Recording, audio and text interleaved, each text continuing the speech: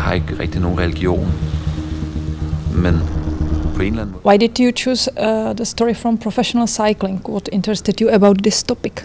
I'm a big fan of cycling. I've been all my life. I think it was like the first toy I had was small bicycles I got from my father. And I just wanted to place myself in a shooting situation that I loved, because I come from a background of writing and editing. So I was always involved in everything but the shoot. And I never really liked the shoot. You know, when I visited other director friends or something, I thought, oh. But then my idea was just to place myself in a wonderful environment, and I couldn't think of anything more wonderful than, you know, traveling with the caravan and going to different cities every day. So it was just like a dream to plan like a dream project and make it come true.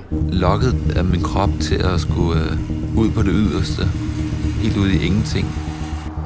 Ligesom en narkoman har brug for at få et fix.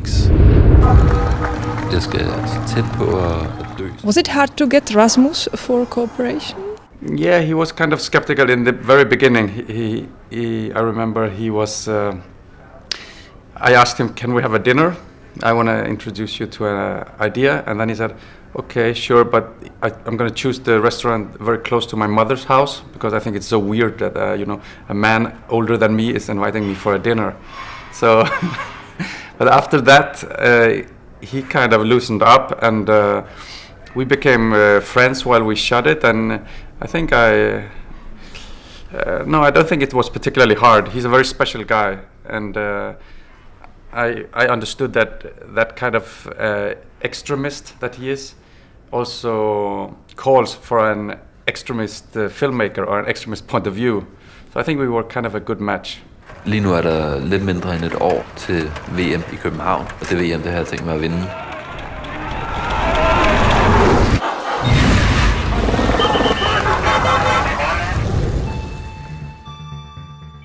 Were you sure from the beginning that it's gonna be Rasmus? Yeah, it was a gamble. I know a little bit about bicycling, so I had watched his name. First I just liked his name, this Quaade. I thought it was like a Spanish knight, you know, fighting in the mountains. So I fell in love with his name at the beginning, and then I learned a little bit about him. He was just 17, 18 at that time, so he was racing like under 18 races. And I could see just from his results and his times that he was a guy to look out for. You know, he had potential. But there was maybe 10 like him only in Denmark. So yeah, I made the right gamble. We didn't really have a plan B. It was just like him or nothing, I guess. So, but then we were also very lucky. His storyline in the film becomes like a Hollywood narrative. Jeg ser mig slet ikke som cykelrytter mere. Welcome to the World Under 23 Men's Time Trial. Bonjour à tous, soyez les bienvenus. This man is being urged on by the whole of Copenhagen. It's an incredible... Why did you use this very grainy Super 8 film stock and voiceover? Well, I wanted to make a sports film from the athlete's point of view. I didn't want to make a film that had any distance. I wanted it to be inside his brain and inside his heart.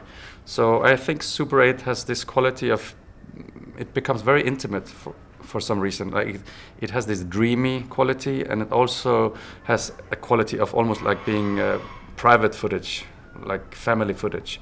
And I liked it, and Rasmus liked it, which is also important. So I just went with it, and it was also, since I shot basically, the first 2 years I shot it by myself. It was something I could control. You know, I couldn't control 35 millimeter, and I didn't want to do it on video because I was filming for such a long time. So it's also a way of narrowing the material, you know, make it more compact.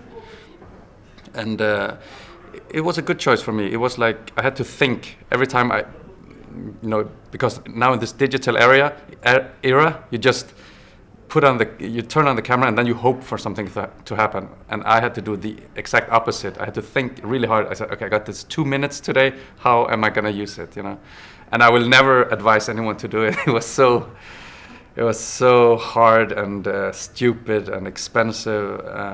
and really like almost like an acrobat, you know, having to change cassettes while going on a police motorbike with 60 kilometers an hour, trying to following a bike race next to you. So it was really a stupid idea.